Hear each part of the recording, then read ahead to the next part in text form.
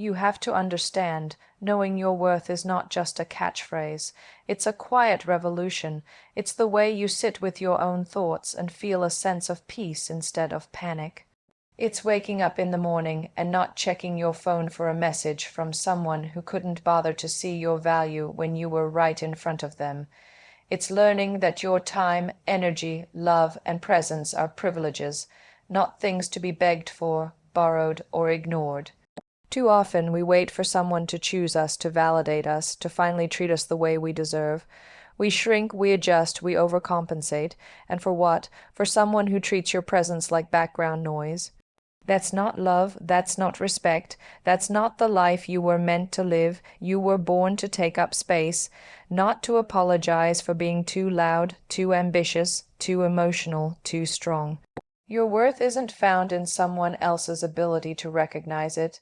It's in the way you carry yourself when no one is clapping. It's the resilience you show after being underestimated, left behind, or broken. Knowing your worth means you stop over-explaining. You stop chasing people who don't look back. You stop showing up for people who only know your value when you're gone. It's not ego, it's self-respect. And it's the only thing that will keep you grounded when someone tries to walk in and out of your life like your heart is a hotel room they didn't have to book in advance. It's not just about relationships either. It's how you allow friends to treat you, how you let jobs define your time, how you set your own standards. Do you settle for the bare minimum because you're afraid nothing better will come? Or do you believe with your whole heart that if it's meant for you, it will never require you to diminish yourself? You want to make him feel the pain of losing you. Start by remembering who you were before he tried to define you. Before he convinced you that your love was too much, your dreams too big, your spirit too wild. Be the version of yourself that existed before the compromise, before the emotional gymnastics, before you lost yourself trying to hold on to him. There's something magnetic about a woman who knows her worth. She walks differently, she speaks differently, she doesn't chase, she attracts, because people can sense when you are whole within yourself. That kind of energy cannot be faked, and it cannot be ignored. And the man who let that slip through his fingers, he will feel it in every woman who fails to measure up to your essence. He will search for traces of you in strangers, but he won't find you again, not in this lifetime. So don't ask him to see you. See yourself. Don't wait for him to miss you. Start showing up for yourself in ways you used to wish he would. You're not here to convince anyone that you're worthy of being loved. You're here to live like your love is sacred because it is. And the moment you fully believe that is the moment he'll realize, too late, that losing you was the biggest mistake he ever made. That's the real power. Not in hurting him, but in healing yourself so completely that the next time he thinks of you, all he feels is the emptiness of a place he can never return to. Walking away with grace is one of the most powerful things you can do. It's not easy. It takes strength, maturity, and a deep understanding of who you are and what you deserve. But when someone no longer values your presence, or when a relationship becomes more about pain than peace, the most dignified response is not revenge, not drama, not desperate pleas. It's silence, it's a calm exit, it's a quiet goodbye that leaves echoes. People often mistake grace for weakness, but let me be clear. Walking away without bitterness is not a sign that you weren't hurt. It's a sign that you chose healing over chaos, that you chose to protect your peace rather than engage in battles that only drain your spirit. It means you had every reason to break down, every right to lash out, but you didn't, because you knew your power wasn't in proving a point, it was in preserving your energy. Bitterness binds you to what broke you. It keeps you replaying every argument, every betrayal, every disappointment like a loop you can't escape. But grace sets you free. It says, I acknowledge the pain, but I won't carry it with me. It says, I remember what you did, but I refuse to let it define me. And most of all, it says, I'm not walking away because I'm weak. I'm walking away because I'm strong enough to know I deserve more.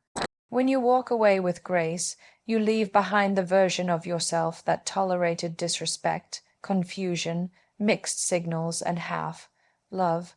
You let go of the need to explain your worth or wait for an apology that may never come. You stop trying to be understood by someone who was never listening to begin with. And in doing that, you reclaim your voice, not to argue, but to affirm yourself. People will notice. They'll feel your absence differently when it's not filled with noise or blame. When you don't react the way they expected you to, when you don't show up angry or broken or begging, that quiet confidence, that peaceful exit will linger in their minds far longer than any confrontation ever could.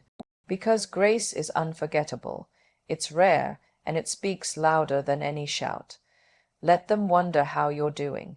Let them scroll through your life and see the glow that comes from choosing yourself. Let them feel the weight of your absence in the silence you leave behind, but don't do it for revenge. Do it for your own rebirth. Walking away with grace also means letting go of the need for closure.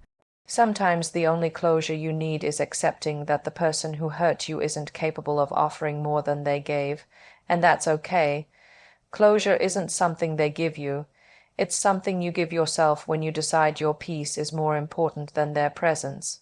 You don't owe anyone an explanation for prioritizing your mental and emotional health.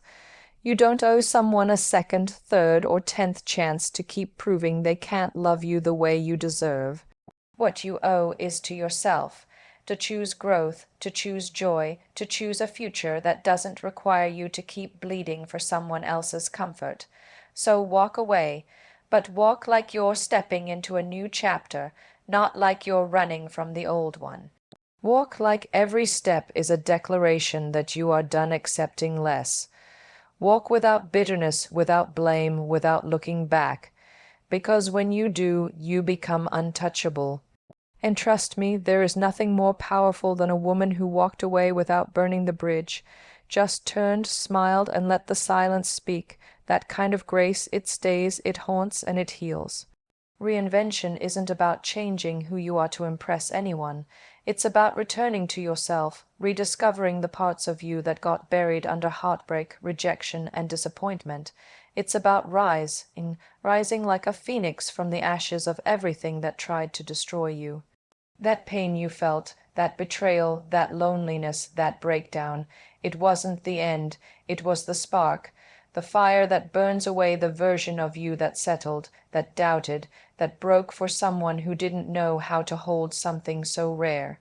Becoming your own phoenix means choosing transformation over stagnation. It's waking up one morning and deciding that the version of you who kept checking your phone for a message that never came is not the version you want to be anymore. It's deleting the number, blocking the path, and turning inward, not to punish yourself, but to rebuild, stronger, wiser, unshakable. The world tells you to move on quickly, to pretend it never hurt, to slap on a smile and keep going. But true reinvention doesn't come from pretending. It comes from processing, from feeling every emotion deeply, unapologetically, from crying when you need to cry, from sitting in the silence until you understand what it's teaching you. You don't rise by skipping the hard parts. You rise by walking through them and letting them mold you. Start small, get back to what makes you feel alive. Was it writing? Was it dancing, traveling, creating? Pour your energy into becoming the woman you were always meant to be, before life tried to convince you that you weren't enough. Reinvention isn't about erasing the past, it's about honoring it while refusing to be trapped by it. Let the gym see your rage. Let your work see your passion. Let your dreams see your commitment. Become obsessed with yourself, in the healthiest, most empowering way, and not for him, not so he sees what he lost. That's not the point. The point is, you owe it to yourself to be whole, to be thriving, to be unrecognizable to the version of you that begged to be seen. You'll know you're reinventing yourself when you stop reacting and start redirecting. When someone's silence doesn't send you spiraling, when the memories come but no longer control you, when you can hear their name and feel nothing, that's when the fire has done its job, that's when the ashes settle and the new you takes flight. You are not broken, you are becoming. There's something so breathtaking about a woman who rebuilds herself from the ground up, who doesn't wait for someone to save her, but becomes her own rescue, who goes from being forgotten to unforgettable, not because of revenge, but because of reinvention. And people will notice. They'll watch as you shine, wondering how you got here, how you healed, how you blossomed. And the truth is, you didn't just survive the fire, you became it. You turned pain into purpose, heartbreak into heat, and sadness into strength. You don't owe the world your story until you're ready to tell it, but when you do, make sure it's not about who broke you. It's about how you built yourself back. Let your life become a living, breathing reminder that endings are just disguised beginnings. That you can rise again and again, no matter how many times you've been brought down, because that's what a phoenix does. It burns, it breaks, and then it becomes something even more powerful than before. And so will you. Shining in front of the world isn't about proving someone wrong. It's about finally choosing to see yourself clearly, without needing permission, validation, or applause from anyone else. Especially not from the one who made you feel like you had to dim your light just to fit into the small space they were willing to give you. You don't rise to make him notice.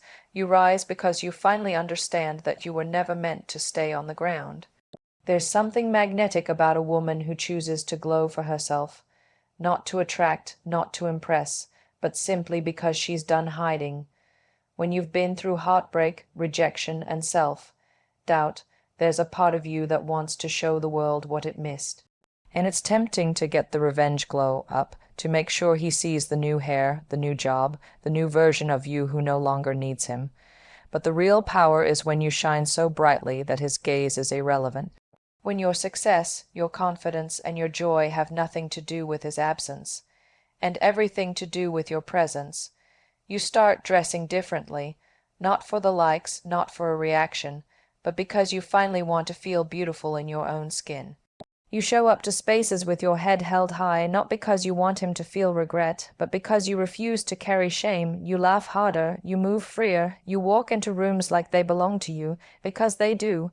And when people ask what changed, you won't say he left, you'll say I came back to myself. That's the shift, that's the shine. It's internal first. It's choosing peace over pettiness, growth over gossip, fulfillment over revenge.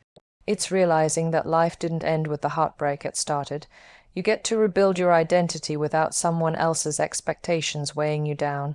You become more ambitious, more creative, more centered. You invest in your goals, your wellness, your future. You stop waiting for someone to see you and instead begin to really see yourself. And when you start shining for you, really for you, everything changes. The way you carry yourself shifts. You stop over-explaining your choices. You stop seeking closure from people who never deserved access to your heart in the first place. You stop apologizing for wanting more, for dreaming bigger, for taking up space. You stop asking, was I not enough, and start affirming, I've always been more than enough. People will notice, not just him, everyone. They'll see the difference in your energy, in your boundaries, in your glow. And he might look at you and realize what he lost. He might feel a sharp pang when he sees the version of you he never had the courage to support. But by then, your life will be so full, your joy so authentic, that his regret won't even register. Because you didn't glow up for him, you rose for yourself. Let your life be your loudest statement. Let your joy be your revolution. Let your radiance be a celebration of everything you've survived and everything you're becoming. Because when you shine for you, not for revenge, not for attention, but for healing, you become unstoppable, unshakable, untouchable. You don't need to be seen by him anymore. You need to see yourself, fully, fiercely, unapologetically. And when you do, the world won't be able to look away, not because you want the spotlight, but because you finally became the light. Setting boundaries isn't about building walls to push people away. It's about protecting your peace, your energy, and your worth like a queen guards her crown. Because once you realize what you bring to the table, your love, loyalty, time, and presence, you'll understand that not everyone deserves a seat, and just like a crown is not handed out to just anyone, your access shouldn't be either. Too often, we're taught that setting boundaries makes us difficult, cold, or selfish. But let's get one thing straight. Being kind does not mean being a doormat.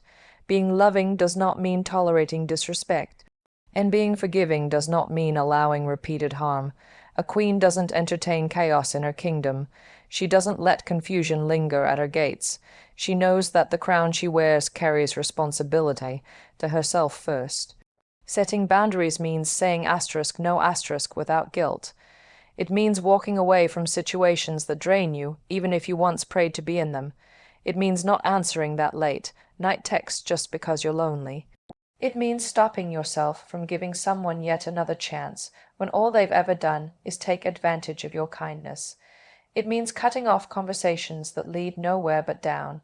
And it means not just enforcing those boundaries, but doing so with grace and consistency.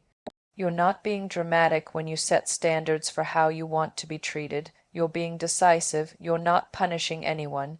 You're protecting the version of yourself you worked so hard to become. Remember, your crown is not up for negotiation. Every time you say yes to something that hurts you, you lower it just a little. Every time you allow someone to cross a line you swore you wouldn't let them near again, you loosen its fit. And when that crown slips, so does your power. The people who truly love you, respect you, and want to be part of your life.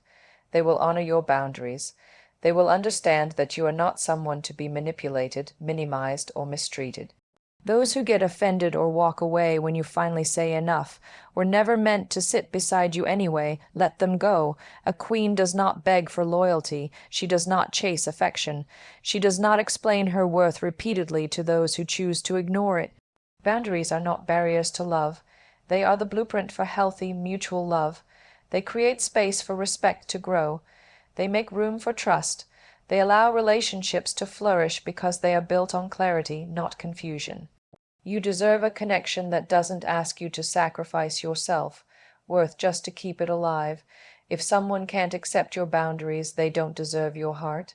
And when you start living with that mindset, when you stop lowering your standards to accommodate someone else's lack of effort, your entire world shifts. You attract better, you demand better, you become better. Not bitter, not hard, but wiser, stronger, and more aligned with your truth. Wear your crown like you were born with it. Walk into every room knowing that your boundaries are not up for debate. Let your no be as powerful as your yes. Let your standards be high, not because you're difficult, but because you finally know your value, and the right people, the ones who see your light, your strength, your magic. They won't be intimidated by your boundaries. They'll be inspired by them, so protect your peace, guard your joy. Set your boundaries like you wear your crown, proudly, unapologetically, and without fear. Because once you do, you stop just surviving and start ruling. There is something beautifully liberating about choosing peace over revenge, about choosing to rise rather than retaliate. When someone hurts you, disrespects you, or walks away like you never mattered, the natural instinct is to prove them wrong, to make them feel what they made you feel. But you have to understand, karma doesn't need your help. Life has its own way of circling back. Your energy is far too valuable to waste on trying to teach someone a lesson the universe is already preparing for them. Let karma do her job, you focus on rising. You weren't meant to stay stuck in the pain someone else caused. You weren't created to become small just because someone couldn't see your worth. Letting go isn't weakness, it's wisdom. It's the deep knowing that what is meant for you cannot be stolen, and what isn't will only drag you down if you keep chasing it. So stop chasing, stop explaining, stop replaying the moment they let you down. Instead, put that energy into becoming everything they never thought you could be without them. When you rise, you don't just heal, you evolve, and that's what truly unsettles people who try to break you. They expect you to crumble, to shrink, to fade.